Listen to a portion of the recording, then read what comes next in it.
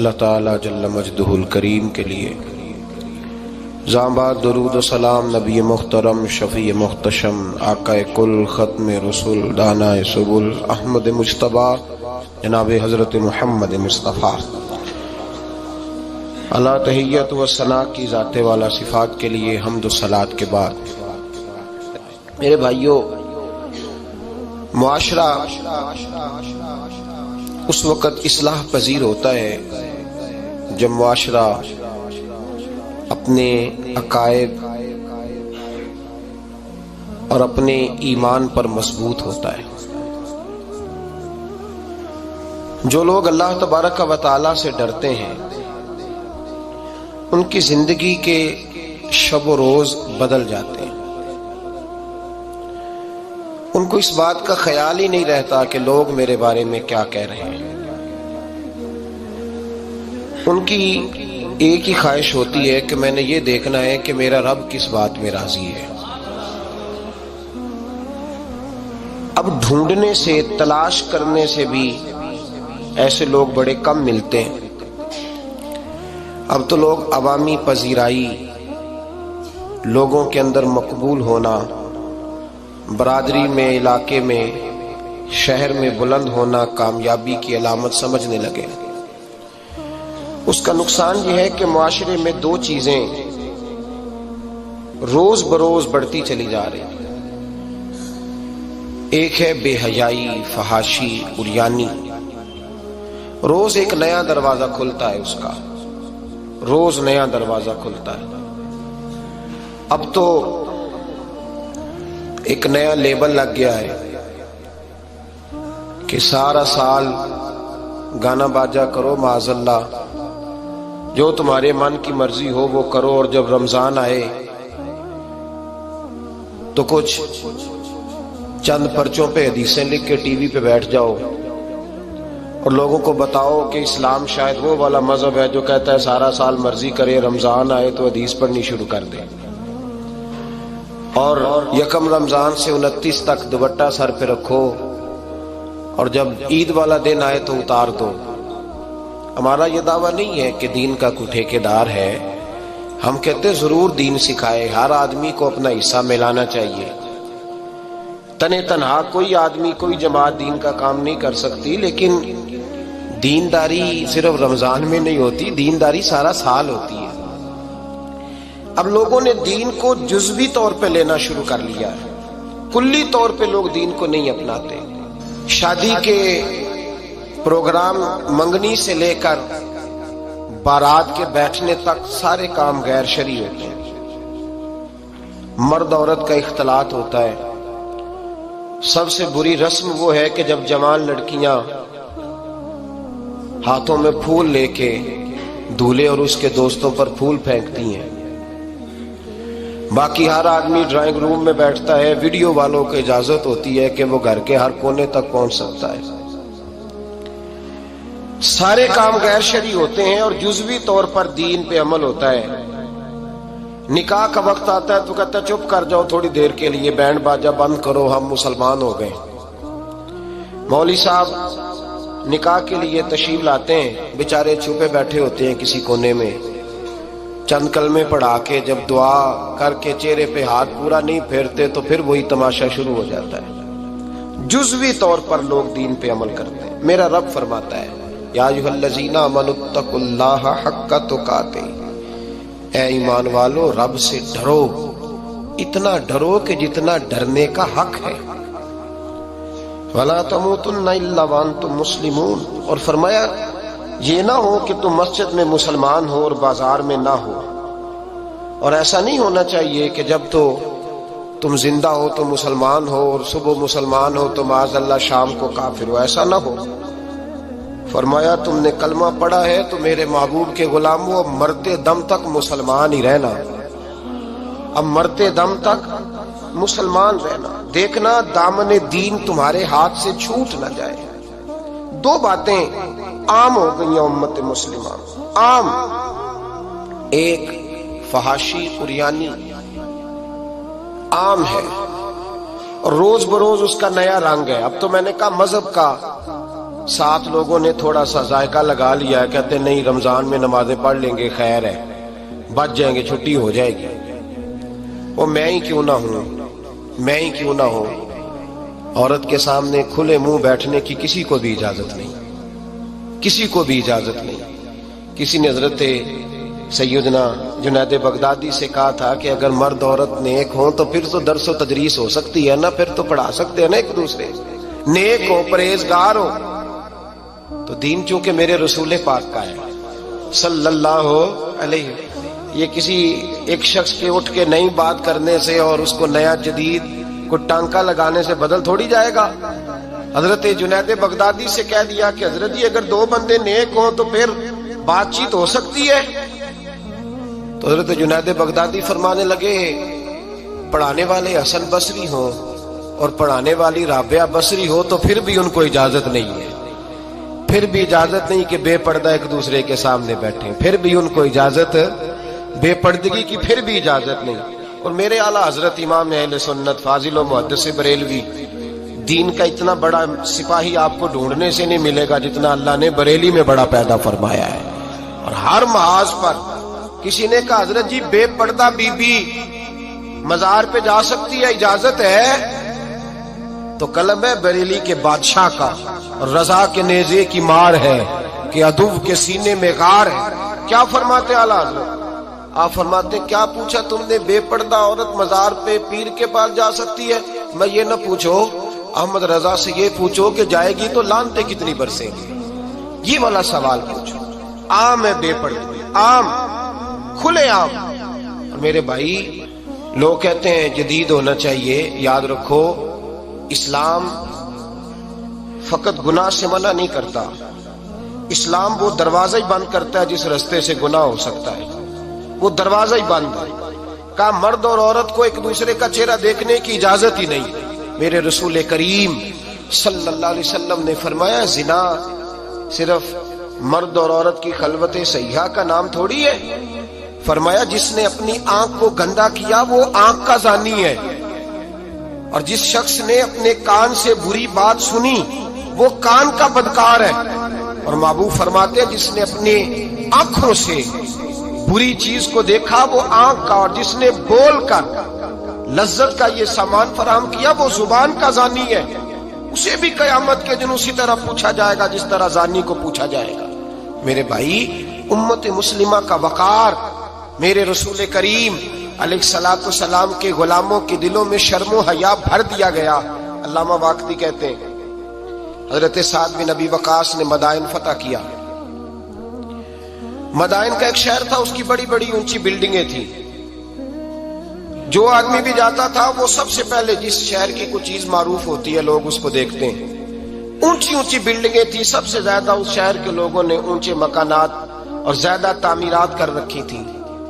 حضرت سعد بن ابی وقاص لشکر لے کے گزرے تو لشکر میں بوڑھے لوگ نہیں ہوتے، جوان لوگ ہوتے، توانا لوگ ہوتے، اور بڑے جیدار سپاہی تھے، 10,000 صحابہ کی جماعت تھی۔ حضرت سعد بن ابی وقاص امیر لشکر تھے۔ اب عیسائیوں نے ایک چال چلی، انہوں نے کہا مسلمان جب بازار سے گزریں گے لڑائی تو ہم ان کے ساتھ لڑ نہیں سکے، ہم وہ والا طریقہ اختیار کرتے ہیں کہ مسلمان قابو میں آ جائیں گے، ہم عورت کو بطور تیر کے استعمال کرتے ہیں، ہم اس کو بطور جال کے پھینکتے ہیں۔ کیا کیا؟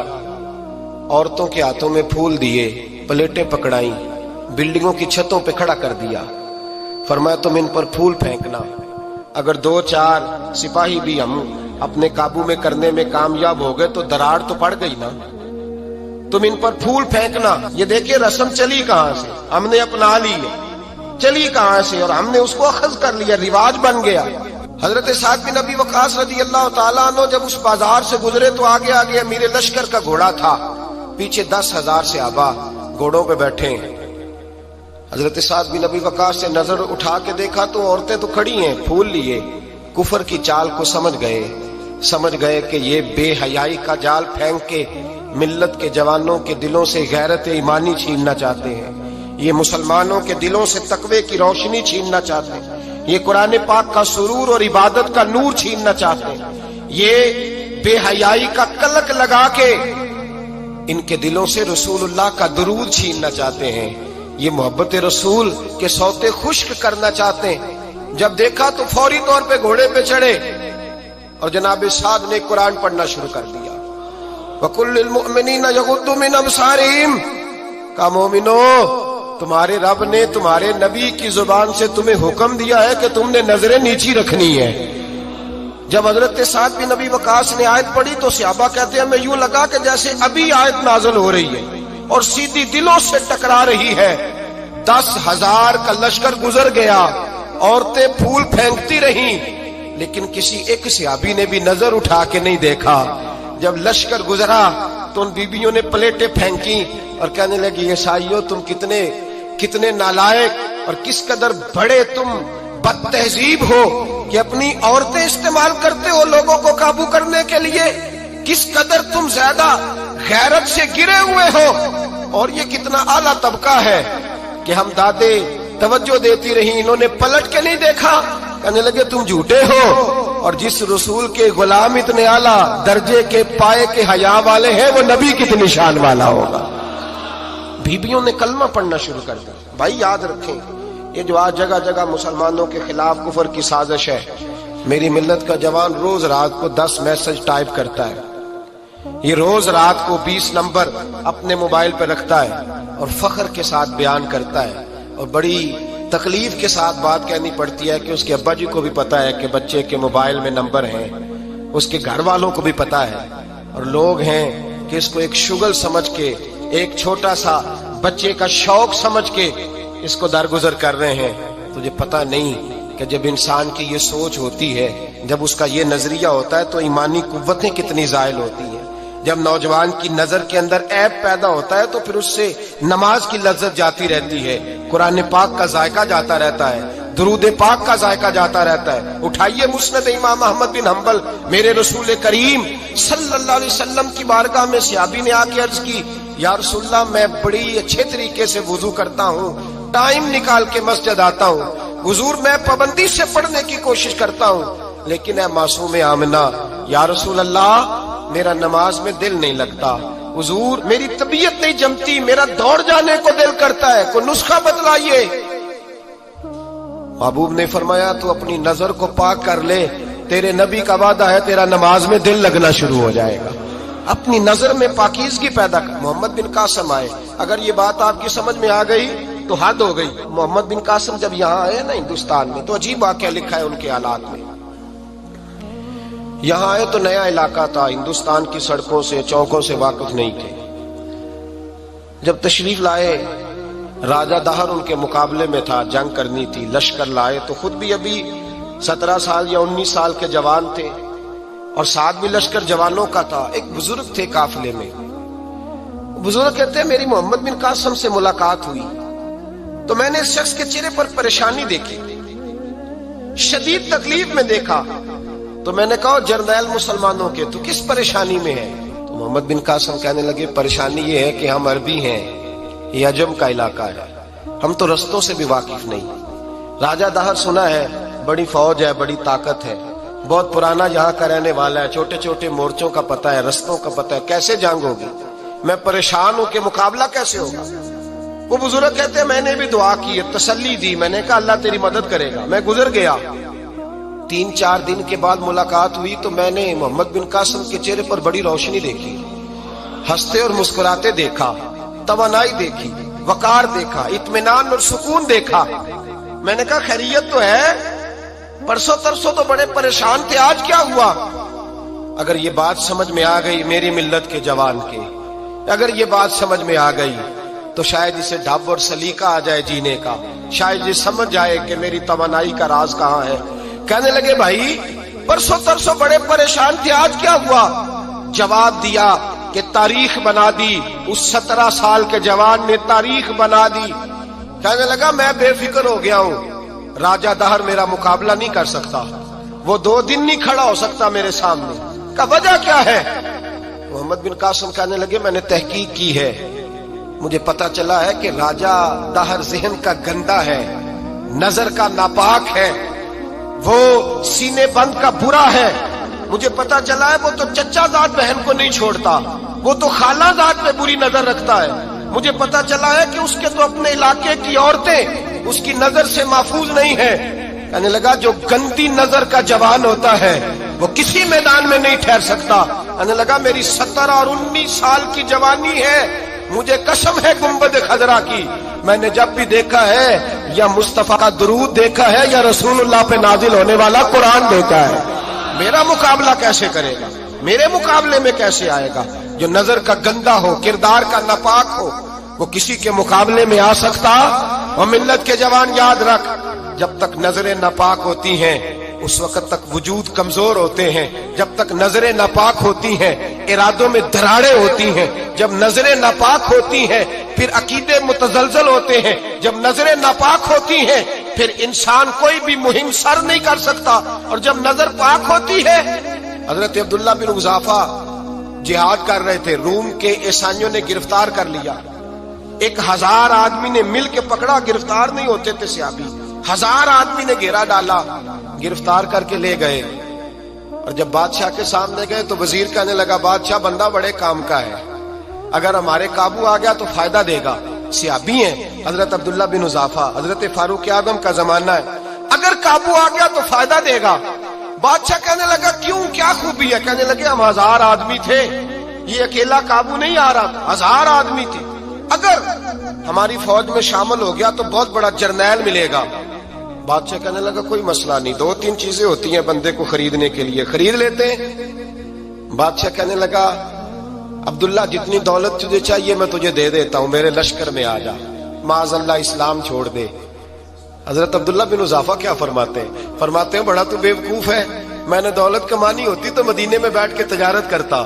میں دولت کمانے نہیں نکلا, میں تو رسول اللہ کی رضا کمانے کے لیے نکلا ہوا ہوں. دولت کمانی ہوتی تو کسی مارکیٹ میں ہوتا, میدان میں آنا تھا. شہادت ہے مطلوب مقصود مومن, نہ مال غنیمت نہ کشور کشائی. یہ دولت تو لونڈی ہے رسول اللہ کے دروازے کی, یہ تو پیچھے پیچھے پھرتی ہے نبی پاک کے غلاموں کی. یہ کمانی ہوتی تو میں کسی مارکیٹ میں ہوتا, میدان میں تھوڑا ہوتا. عبداللہ بن حذافہ سے دوسری چال چلی. کہنے لگے میاں عہدہ جو تجھے چاہیے, میں بادشاہ ہوں, میرے نیچے جو عہدہ تو کہے گا وہ تجھے مل جائے گا. حضرت عبداللہ بن حذافہ کہنے لگے شاید تجھے پتا نہیں میری تعریف کیا ہے, شاید تو جانتا نہیں میری تعریف کیا ہے. کہا صاحب کی کیا تعریف ہے؟ کہنے لگے میں رسول اللہ کا صحابی ہوں, اور کائنات میں سب سے بڑا عہدہ مصطفیٰ کے صحابی ہونے کا عہدہ ہے. صحابہ وہ صحابہ تھے جن کی ہر صبح عید ہوتی تھی, خدا کا قرب حاصل تھا, نبی کی دید ہوتی تھی. فرمایا میں نے حضور کے جلوے دیکھے ہوئے ہیں, مجھے عہدے کی ضرورت ہی نہیں, اور میں نے عہدہ لینا ہوتا تو میں سیاست کرتا, میں تو شہادت لینے نکلا ہوں میدان میں, عہدے کا میں نے کیا کرنا ہے. اب بادشاہ کہنے لگا اسے قتل کر دو. وزیر کہنے لگا نہیں, ایک بات اور ہے, مجھے ایک چال اور چلنے دو. کہا وہ کیا؟ کہنے لگے میری بیٹی بڑی خوبصورت ہے, مجھے موقع دو اپنی ہی بیٹی کو سجا بنا کے. وہ جوان جس کی جوانی اتنی بڑی ہے کہ 1000 آدمی مقابلے میں کھڑا نہیں ہوتا, اس جوان کے کمرے میں رات کی تنہائی میں بنا سوار کے بی بی کو بھیجا. وہ بی بی کہتی ہے میں ساری رات بن سور کے اس صحابی کے کمرے میں بیٹھی رہی, لیکن یہ کیا شخص تھا, ساری رات ہی مصلے پہ بیٹھا رہا, ساری رات ہی. کچھ دیر تھک جاتا تو یہ کریم رسول پہ درود پڑھنا شروع کر دیتا. بی بی کہتی ہے سحری ہو گئی تو میں نے چھو کے دیکھا کہ انسان ہے کہ جن ہے, یہ بندہ ہے کہ فرشتہ ہے, چھو کے دیکھا. کہنے لگے پیچھے ہٹ جا. میں نے کہا میں نے تو سنا تھا تو 1000 کے مقابلے میں ہے, اور تو اتنا بے حس ہے کہ بنی صبری دلہن بیٹھی ہے, تو نے نظر نہیں کی. عبداللہ بن حذافہ, بی بی کہتی ہے نظر پھر نہیں اٹھائی, نظر پھر جھکی ہوئی ہے. کہنے لگے بی بی میں مجبور ہوں, اب میرے اوپر کوئی حسن نہیں چلتا, میں نے جلوہ بدوحا کا دیدار کیا ہوا ہے, اب میری نگاہوں میں جچتا نہیں کوئی, اس لیے کہ جیسے میرے سرکار ہے ایسا نہیں کوئی. کبھی بھی اب نہیں کسی کا میرے اوپر جادو چلتا. میں نے مصطفیٰ کو اور کہا ذرا پیچھے ہٹ کے بیٹھ, مجھے میرے رسول نے غیر محرم سے بچنے کا حکم دیا ہے, ذرا پیچھے ہٹ کے بیٹھ. سحری کا وقت تھا. وہ بی بی کہتی ہے اس نوجوان کے جملے میرا سینہ چیر گئے, کلیجہ پھٹ گیا, چیخ نکلی, میں کفر کے عالم میں روئی. میں نے کہا مجھے بتا تو صحیح, آخر یہ جذبہ کہاں سے ملتا ہے؟ آخر یہ روشنی تو میں نے دیکھی نہیں، کہاں سے آتی ہے؟ ایک میرا باپ ہے جو بنا سور کے مجھے تیرے کمرے میں چھوڑ گیا، بتلا یہ کہاں سے کیف آتے ہیں؟ عبداللہ بن حذافہ کہنے لگے اگر کیف لینا ہے تو بھی میرے مصطفیٰ کا کلمہ پڑھ جا، آجا دروازہ رسول پہ جھک جا، مل جائے گا۔ سویرے دروازے پہ باپ آیا بیٹی سے رزلٹ لینے، دروازہ کھولا تو بیٹی نقاب پہنے باہر آئی۔ باپ کہنے لگا کیا بنا؟ کہنے لگی پیچھے ہٹ جا، تو غیر محرم ہے، کافر ہے، میں مسلمان ہوں۔ اس نے کہا کیا ہوا؟ کہنے لگی تیرے جیسے کو باپ کہوں، تیرے جیسے کو جو مجھے استعمال کر رہا تھا؟ میں تجھے باپ نہیں مانتی، میں اب رسول والی ہو گئی ہوں، میں حضرت فاطمہ کی کنیزہ ہو گئی ہوں، میں اب نبی کریم کی خادمہ ہوں، خبردار میرے قریب نہ آنا۔ یہ دعو بھی ناکام ہوا۔ اب حضرت عبداللہ بن حذافہ کے سامنے موت کھڑی کی، ایک کڑا میں تیل گرم کیا، کہنے لگے تجھے اس میں جلایا جائے گا۔ حضرت عبداللہ بن حذافہ رضی اللہ تعالیٰ عنہ جب جلنے کے قریب ہوئے تو رونے لگے۔ روم کا بادشاہ کہنے لگا شاید ڈر گیا ہے، کہنے لگے اب سمجھ آئی ہے، اب تجھے پتا چلا ہے، چلا آ جا۔ حضرت عبداللہ بن حذافہ کہنے لگے تو کافر ہے، تیری کافروں والی سوچ ہے، اس لیے نہیں رویا کہ موت سے ڈر گیا ہوں، میں تو اس لیے رویا ہوں کہ ایک جان ہے، وہ نبی پاک پہ قربان ہو رہی ہے، کاش رب مجھے 1000 جان دیتا، میں ساری مصطفیٰ پہ قربان کر دیتا۔ فاضل بریلوی فرماتے ہیں کروں تیرے نام پہ جاں فدا، نہ بس ایک جاں 2 جہاں فدا، اور میرا 2 جہاں سے بھی نہیں جی بھرا، میں کروں کیا کہ کروڑوں جہاں نہیں۔ اور میاں صاحب فرماتے ہیں وہ کچا رنگ للاری والا جیڑا چڑھدا لیندا رہندا، اے عشق تیرے دا رنگ محمد چڑھ جائے پھر نہیں لیندا، عشق تیرے دا رنگ محمد چڑھ جائے پھر اے نہیں لیندا۔ میرے بھائی وہ روم کا بادشاہ کہنے لگا دنیا میں نے بھی بڑی دیکھی ہے، پر جیسے پاک صاف مصطفیٰ کے غلام دیکھے ایسا میں نے کوئی نہیں دیکھا۔ او بھائیو، نظر پاک ہو، روح پاک ہو، مزاج پاک ہو، پھر انسان بڑے بڑے کام کرتا، پھر وہ مہمات کو سر کرتا، پھر وہ صرف ایک گھر کے لیے نہیں، وہ ملت کے لیے فائدہ مند ہوتا ہے، پھر وہ گھرانوں کو لے کر چلتا ہے، پھر وہ بڑے بڑے معاشرے تشکیل دیتا ہے۔ میرے رسول کریم صلی اللہ علیہ وسلم نے پاک صاف ذہن کے لوگ تیار کیے۔ حضرت مرثد فرماتے ہیں میں ایک عورت پہ عاشق تھا، جب کلمہ پڑھا نبی پاک نے میری پشت پہ ہاتھ پھیرا، میں نے کہا حضور کوئی نصیحت؟ نبی پاک نے فرمایا نظر کو پاک رکھنا۔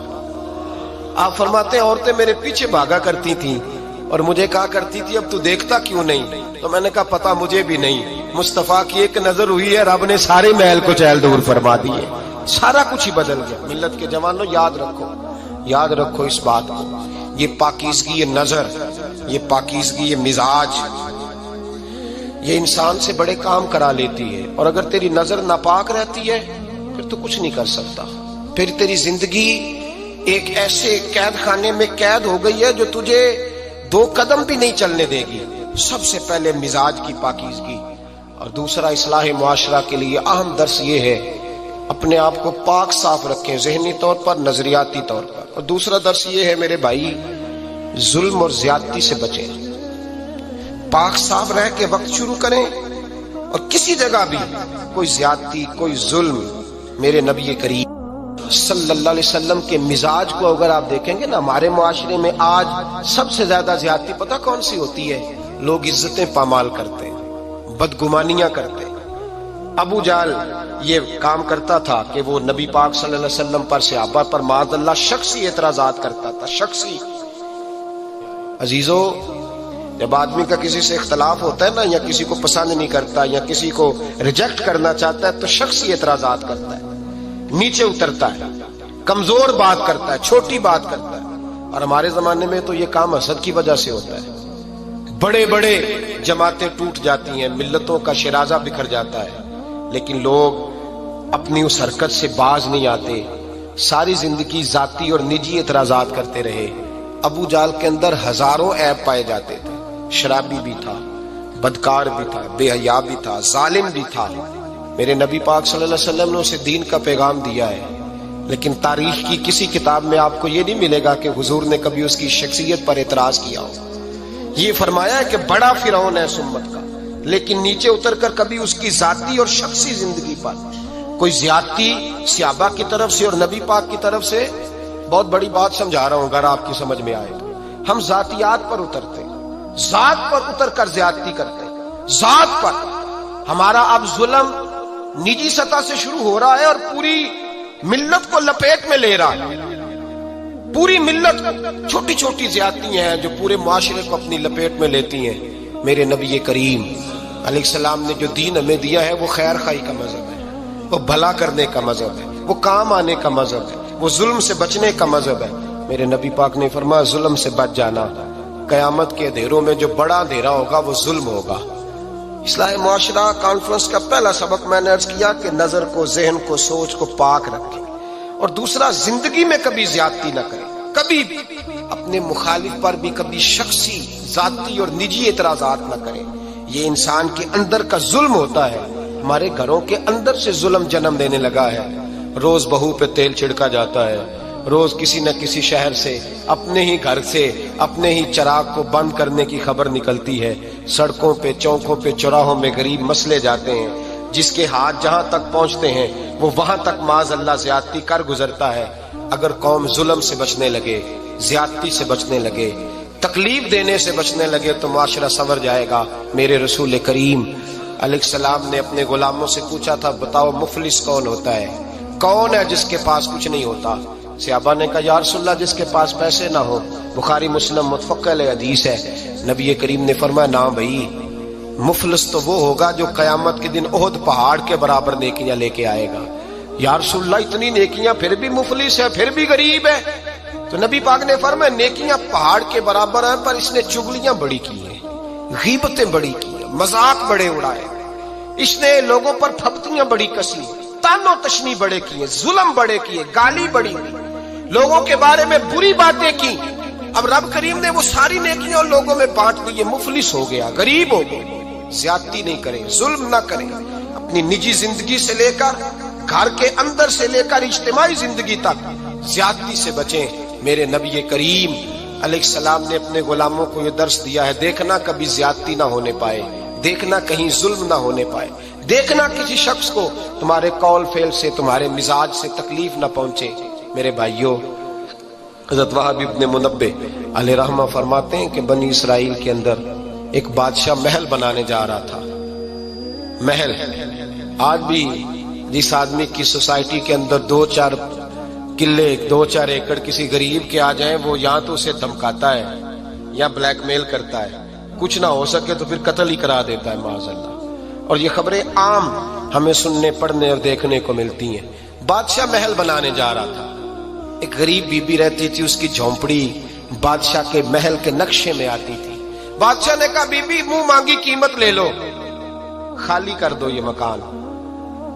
بزرگوں کو اپنے جھونپڑیوں سے بڑی دلچسپی ہوتی ہے، بچے سوسائٹیوں میں چلے جاتے ہیں، ابا جی کہتے ہیں مجھے گاؤں میں رہنے دیں، میرا یہیں دل لگتا ہے، مجھے اس گھر سے دلچسپی ہو گئی۔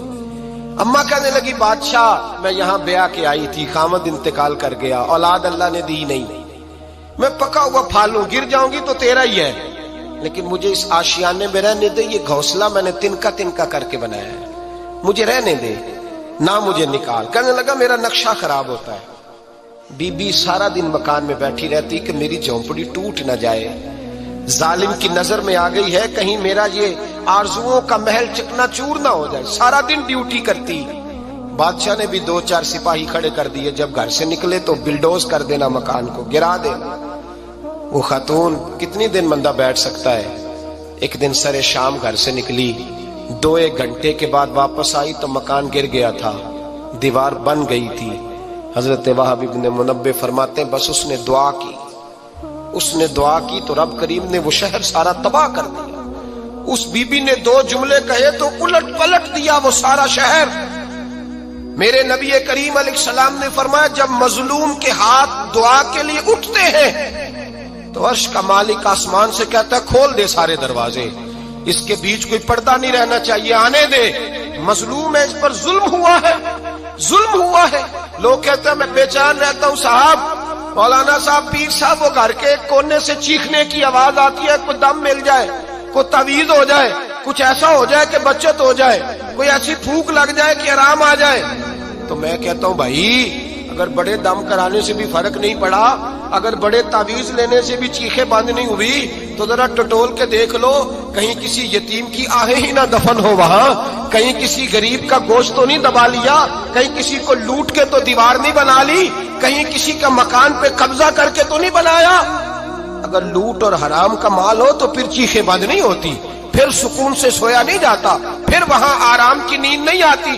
حضرت وہاب بن منبہ فرماتے ہیں بی بی آئی اور آ کر کے اس نے جب دیکھا میرا گھر ٹوٹ گیا ہے، محل ٹوٹ گیا ہے، حالات بدل گئے ہیں، تو وہ خاتون آتی ہے اور میرے بھائی دعا کی تو اس نے انداز ہی بدل کے رکھ دیے۔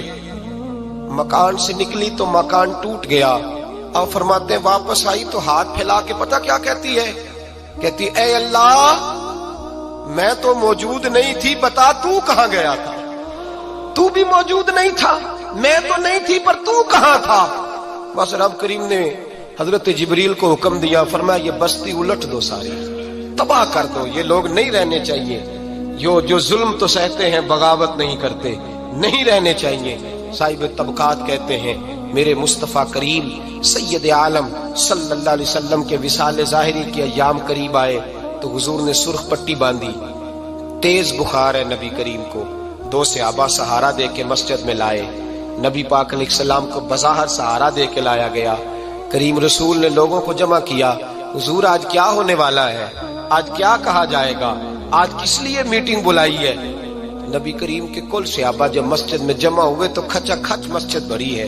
وصال ظاہری سے چند یوم پہلے کی بات، نبی پاک نے فرمایا آج تمہیں کوئی جہاد کی ترغیب نہیں دینی، آج کوئی نیا پیغام نہیں دینا، آج تمہیں بتانا ہے کہ رب نے اپنے بندے کو اختیار دیا ہے، چاہے تو دنیا میں رہے، چاہے تو اس کی بارگاہ میں حاضر ہو جائے۔ اس عبد نے بارگاہ ربوبیت کی طرف لوٹنے کا ارادہ کر لیا ہے۔ حضرت صدیق اکبر رونے لگے تو صحابہ نے کہا تمہیں کیا ہوا؟ کہنے لگے سمجھ نہیں رہے، کسی کی بات نہیں کر رہے، نبی پاک تو اپنی بات فرما رہے ہیں، اس نے جانے کا ارادہ کر لیا۔ سنیے میرے بھائی، محبوب پاک نے فرمایا بھائی کسی شخص کو میری طرف سے کوئی تکلیف پہنچی ہو تو بدلہ لے سکتا ہے، بدلہ لے سکتا ہے، کسی کو تکلیف پہنچی ہو۔ صحابہ پھوٹ کے رونے لگے، محبوبہ کرم ہی کرم ہوا ہے، رحمت ہی رحمت آئی، آپ کے بارے میں گمان کرنے والا بھی دائرہ ایمان سے نکل جائے گا۔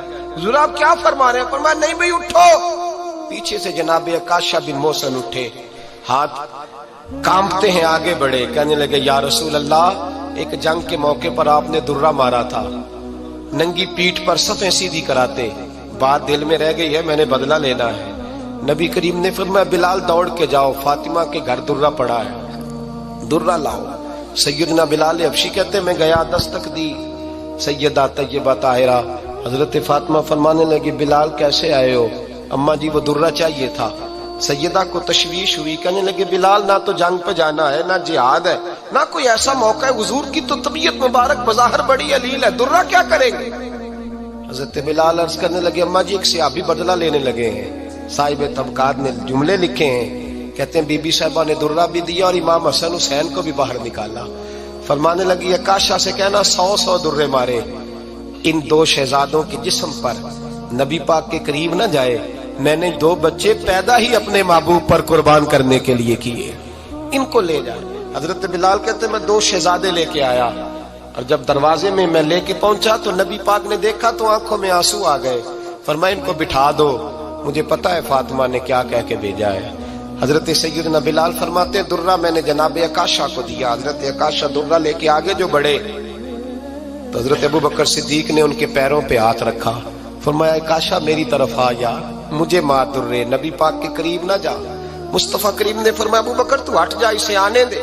فرماتے ہیں میں چند قدم آگے گیا تو مولا علی شیر خدا نے میرے پیر پہ ہاتھ رکھا، کہنے لگے عکاشہ سوچ تو صحیح تو کیا کر رہا ہے؟ حضور نے فرمایا علی ہٹ جاؤ، میرا اور ان کا معاملہ ہے۔ جناب عکاشہ آگے بڑھ رہے، نبی کریم نے فرمایا میں اپنی امت کو درس دینا چاہتا ہوں، خبردار خبردار زندگی میں تمہارے ہاتھ سے زبان سے کسی کو تکلیف نہ پہنچنے پائے، خبردار یاد رکھنا وہ معاشرے بگڑ جاتے ہیں، وہ معاشرے تباہ کر دیے جاتے ہیں جہاں ظلم ہوتا ہے، جہاں زیادتی ہوتی ہے، جہاں لوگوں کو ستایا جاتا ہے۔ محبوب کریم کے قریب آئے حضرت عکاشہ کہ حضور میری پیٹھ ننگی تھی، آپ بھی ذرا کپڑا ہٹائیے۔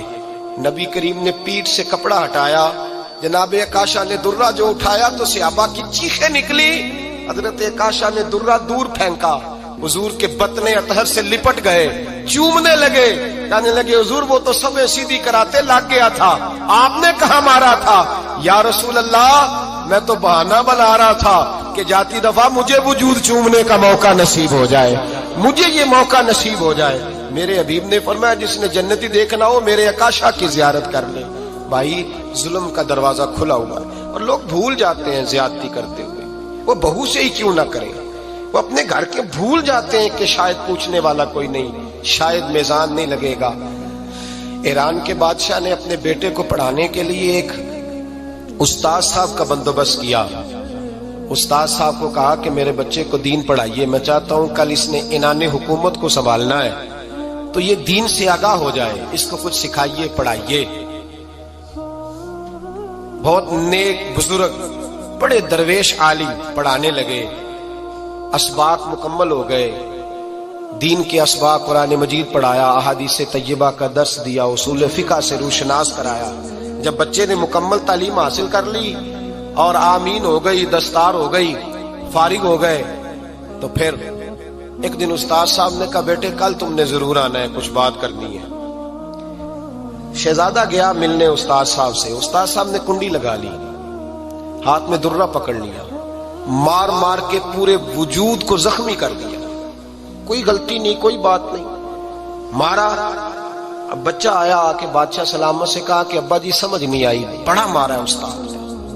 تو سیانے تھے نا بادشاہ، یہاں تو قاری صاحب روز کٹہرے میں کھڑے ہوتے ہیں، مولوی صاحب آپ نے میرے بچے کو کیوں مارا ہے؟